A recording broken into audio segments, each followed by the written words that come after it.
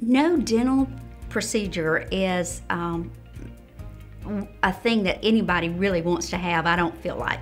Most people are really don't want to go to the dentist, and that happened to me too. I did need more dental care than I was getting, but I put it off and procrastinated. My dental health has not been great all my life. Recently, I had to have some extensive work done, and Dr. Finley explained to me what the veneers could help me attain rather than just patching up. And the staff talked with me. I was given several budget options and even a way for me to finance the project if needed. And so I was given time to make a decision.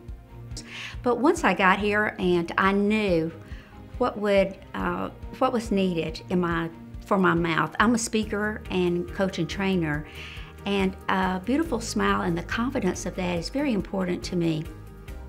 I think everyone wants a beautiful smile, and they want to feel confident when they're speaking. This procedure has helped me.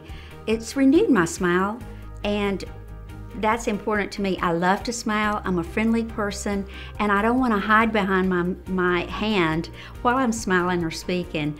And it just encourages you to be more friendly, gives you a confidence that perhaps you may have lost because you really need a renewed smile.